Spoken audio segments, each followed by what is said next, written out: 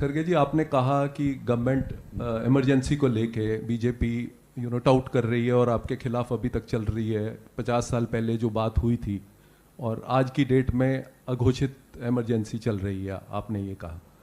लेकिन गवर्नमेंट अब इसको और आगे ले जाना चाहती है कि अगले 1 साल तक इमरजेंसी लोगों को मतलब ग्राउंड तक ले जाने के लिए कि कांग्रेस ने क्या किया, 50 साल पहले क्या हुआ, तो आप उसको काउंटर करने के लिए कोई ऐसा मेजर चलाएंगे या नहीं चलाएंगे? आपने कहा कि एक संविधान बचाओ रैलीज तो चल ही रही हैं, बट इसके अलावा देखिए, हमने जो संविधान बचाने की बात हम खुद किए, जय बापू, जय संविधान, जय भीम, ये नारा लगा के जब हमने रास्ते पे उतरे, घबरा कर उसके काउंटर में वो उतरे, फिर मैं क्या काउंटर करूं उसका?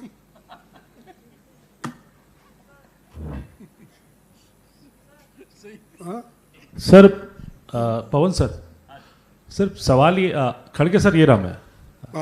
हाँ सर, सवाल ये है, यहाँ से उधर गए ना सब? नहीं सर, वो उधर से संजीव सर थे, मैं इसीलिए सर मेरा सवाल ये है कि आपने आज बिल्कुल सरकार को काउंटर किया इमरजेंसी के लिए, लेकिन सरकार की तरफ से कल होम मिनिस्टर ने वक्तव्य दिया, बात कही, और आपके जो सहयोगी दल हैं जैसे डीएमके है और समाजवादी पार्टी, उनको भी कटघरे में खड़ा किया कि ये लोग खुद इमरजेंसी के खिलाफ थे, आज कांग्रेस के साथ बैठे हैं, किस कैपेसिटी से बैठे हैं। इस पे भी आपकी एक इंडिया ब्लॉक की यूनिटी के ऊपर भी एक सवाल खड़ा किया। इसको कैसे देखते हैं? और दूसरा ये कि आप लोग अब जब कह रहे हैं कि संविधान को बचाने के लिए सब साथ हैं, सब एक साथ हैं और सरकार एक झूठे प्रचार को कर रही है, तो आप मिलके कैसे इसको काउंटर करेंगे? देखिए, उनको ये समझना चाहिए कि इमरजेंसी की बात करते करते आप उनको कटघरे में ठहरा किया, लेकिन उन्होंने उसको स्वीकार करके वो कहा, यस हमसे गलती हो गई, माफी चाहते हैं। और उसके बाद उन्होंने जो इमरजेंसी क्लॉज था, उस इमरजेंसी क्लॉज आर्टिकल 44 कुछ था ना, 352(1), उसको निकालने का प्रोविजन जब आया, तब इंदिरा गांधी जी ने वो गवर्नमेंट को सपोर्ट करके कहा कि ठीक है, जो गलती है वो गलती हो गई, लेकिन हम वो निकालने के लिए भी वोट करते हैं। उन्होंने वोट किया। फिर उसके बाद चुनाव हुआ। चुनाव होने के बाद इतने भारी बहुमत से इंदिरा गांधी जी चुन के आए कि 2/3 मेजॉरिटी को हार्डली मैं समझ 7 या 8 सीट कम थे, 7 सीट 80 में। तो ये करने के बाद आपको तो मालूम होना चाहिए, लोग इंदिरा गांधी जी को उस वक्त जो बातें कही थी उसके बारे में उन्होंने फिर पार्लियामेंट में जो कहा, और मेरे पास है कैसा हुआ क्या हुआ, ये टाइम नहीं है सब बोलने का, और इतना बोले तो भी आप छापते नहीं, वो बात और है। तो इसीलिए मैं कहता हूँ कि ये होने के बाद भी लोगों ने माफ कर दिया, और लोगों ने समझा जो गलती हो गई वो महसूस होने के बाद फिर वो बात को नहीं छेड़ना चाहिए। तो इसीलिए नियरली 2/3 मेजॉरिटी तक हमने जीता। मैं उसका जीता जागता सबूत हूँ। अगर मैं अभी नहीं मरा, मैं इमरजेंसी में भी था, इलेक्शन में भी था, तो हमने जीता। तो इसीलिए आप बार बार वो प्रश्न उठा के आप जीत नहीं सकते। लोगों को मालूम होगा क्या है क्या नहीं है। मोहित राज दुबे, माइक दीजिए मोहित जी को, फ्रंट रो में।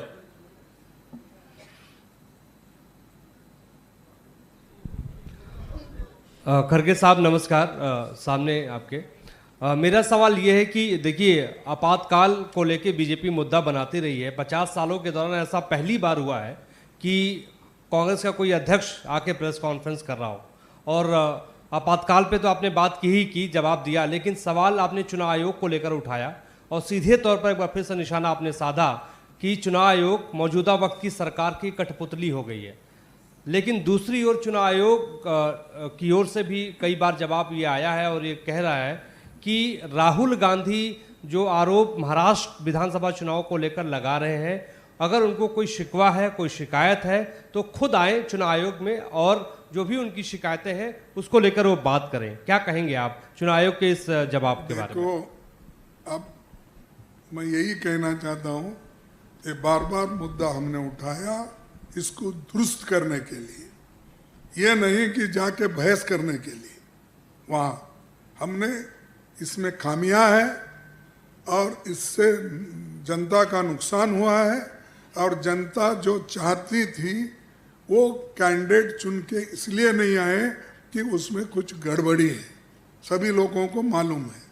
और तीसरा आपने क्या पूछा, और एक क्या वो जाएंगे चुनाव आयोग? हाँ, चुनाव, देखिए चुनाव आयोग को हम कितने बार जाना, पहले गए बैलेट पेपर के लिए, किया उसने, किसी में हिम्मत थी, और बहुत से जगह जो गड़बड़ियाँ हो गए, हर स्टेट में 1-2 इलेक्शन अपने कॉन्स्टिट्यूंसीज में वो बहुत से लोग कंप्लेंट दिए, क्या आपने उसको दुरुस्त किया? देखो, आप मोदी जो कहते हैं वही आप करते हैं, इसीलिए हम ये समझते हैं कि thank you very much for your work what you are doing for Modi, for that. Mausami Singh. नहीं, सबको कर रहे हैं, पेशेंस। सर इधर पीछे, सर खड़गे साहब हाँ। यहाँ पे। सर ये एक इसी में आप पीछे रहने के बजाय हम लोगों के साथ अगर रहे तो बहुत अच्छा है। न पीछे रह के ढकल दिए तो क्या करूँगा? नहीं सर, इसीलिए कवर करने के लिए आए हैं। हाँ, सर ये इलेक्शन कमीशन का जो आपने कहा कि कठपुतली है, उसी पे एक एक्सटेंशन में एक सवाल था कि आप कह रहे हैं मोदी जी बार बार कह रहे हैं कि हम जीत रहे हैं बिहार में चुनाव, तो क्या आपको लगता है कुछ जाने देते हैं, कुछ राज्यों में चुनाव वो जीतते हैं, कुछ आपको दे देते हैं, तो बिहार में मैच फिक्स हो गया है, इसी को आदेश मिल गया है, क्या आपको लगता है? और दूसरा आप कह रहे हैं कि मोदी जी जो है ट्रंप से डरे हुए हैं, ट्रंप उनको डरा रहे हैं। उधर शशि थरूर आपके ही नेता उनकी भूरी प्रशंसा कर रहे हैं मोदी जी की, बोल रहे हैं कि इस ऑपरेशन सिंदूर में डायनेमिज्म और एनर्जी मोदी जी ने दिखाया और उनको बैकअप नहीं मिल रहा है घर पे, यानी कि इशारा कहीं ना कहीं कांग्रेस पर ही है कि सपोर्ट नहीं कर रही है। किसके लिए? मोदी जी को ऑपरेशन सिंदूर में सपोर्ट नहीं मिल रहा है घर पे डिप्लोमेटिक, ये शशि थरूर ने लिखा है सर आर्टिकल। अरे भाई, मैं तो अंग्रेजी मेरे को पढ़ने नहीं आता, उनकी लैंग्वेज बहुत अच्छी है, उसीलिए तो हम पार्टी में उनको वर्किंग कमेटी मेंबर बनाया है। तो लेकिन मैं ये कहना चाहता हूँ कि पूरे लोग, अपोजिशन के पूरे लोग मिलके हमने कहा कि देश के आर्मी के साथ हैं, जो हमारा आर्मी लड़ रहा है उसके साथ हैं। तो इसीलिए पहला आवाज मैंने उठाया गुलबर्गे के पत्रकार परिषद में, हम बोले कि देश बड़ा है सबसे, देश के लिए हम सभी लोग मिल के काम करेंगे, पार्टी बात, देश फर्स्ट हमने कहा। वो आप चंद लोग ऐसा कहते हैं मोदी फर्स्ट देश बात, तो अब हम क्या करें उसको? हाँ, एक इसके साथ इनको माइक दीजिए।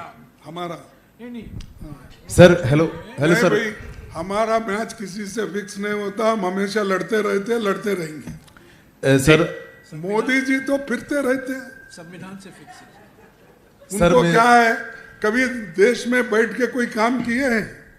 कभी किसी को बुला के बात करे हैं? किसी सभा में जाके, रेडीमेड सभा रहती है, सरकार का पैसा रहता है, जाए भाषण करे चले। तो ये लोगों से देश की भलाई नहीं होती, ये सिर्फ भाषणकार है। कीर्तनकार हैं, इनकी कीर्तन अच्छी होती है, चंद लोग जाके सुनने की वो आदी होते हैं कीर्तन में। अगर आपको भी मौका मिला प्लीज जाकर कीर्तन में बैठिए और सुनिए थोड़ा। Sir, this is an associated question that Shashi Tharoor is your CWC member and he is continuously praising Modi in abroad also and also in his article. Do we expect any action? Do we expect any action against Tharoor? Sir, इधर से. Kerala media sorry, हाँ, केरला ने भी देश का media. Sir, what I asked is that Tharoor is your CWC member and he is continuously praising Modi in abroad and through his articles. Do we expect any action against him? देखो, जिसको जो जो लिखना आता है वो वैसा लिखेंगे, उसके बारे में हम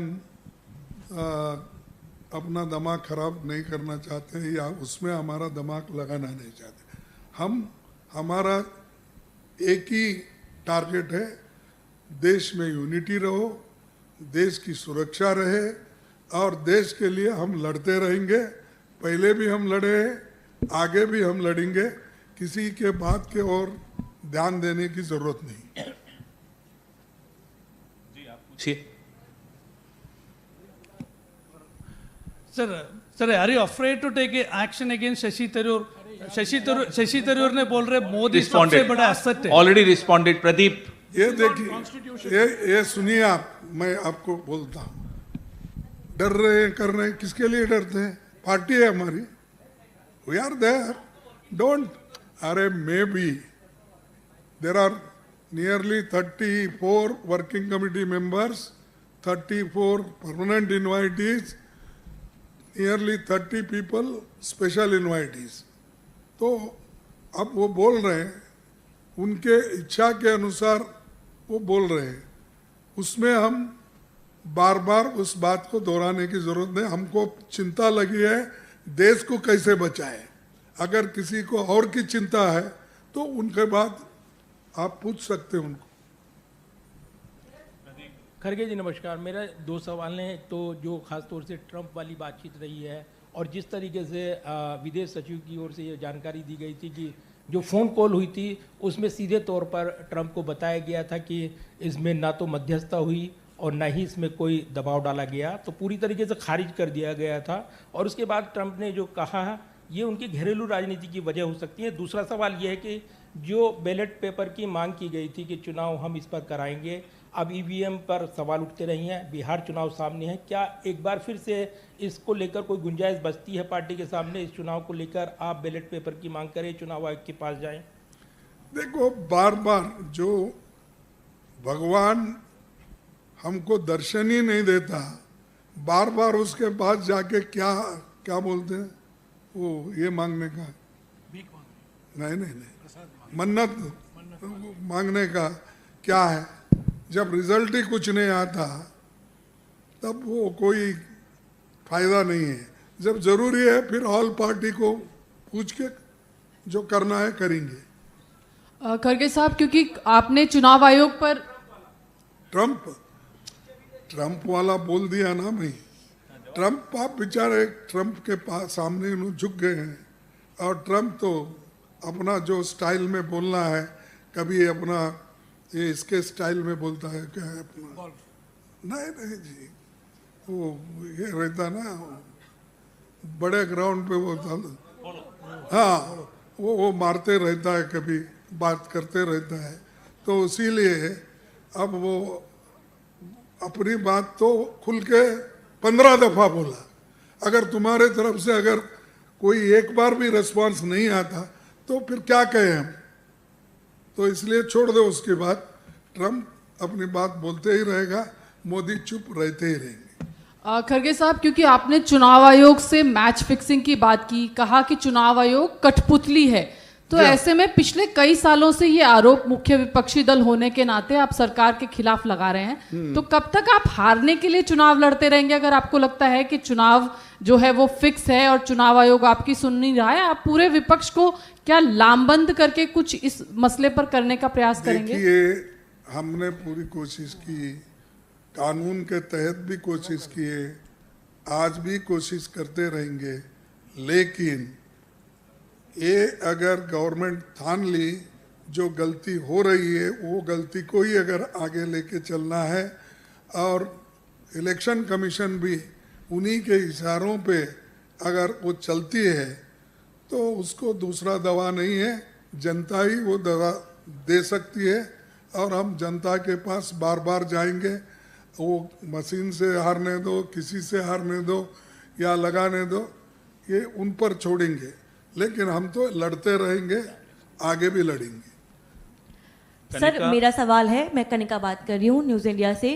सर आप लोग जब जब चुनाव आयोग पे सवाल खड़े करते हैं, बीजेपी खास तौर पे बोलती है कि जिन राज्यों में कांग्रेस पार्टी जीत जाती है वहां पे चुनाव आयोग पे कोई सवाल खड़े नहीं होते, लेकिन जिन राज्यों में विपक्ष की पार्टियों को हार मिलती है वहां वो चुनाव आयोग पे सवाल खड़े करते हैं। तो ये दोहरा मापदंड क्यों है कांग्रेस पार्टी का? अरे हमारा दोहरा नहीं, हमारा भी अगर जीता है तो तुम चुप बैठे हैं, हम जीते हैं।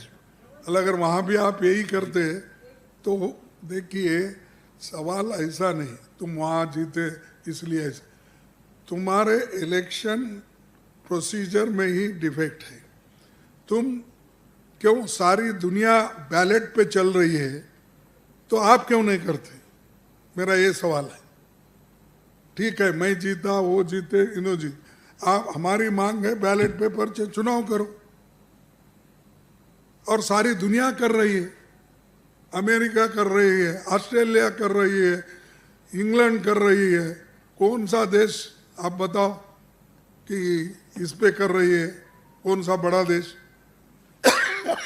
इसीलिए मैं ज़्यादा, हमारे विचार ये है, हमने आपको बोल दिया है और हम ये डिमांड करते ही रहेंगे। अब चल रहा, अब देखना कितने दिन चलता है। संजय मिश्रा।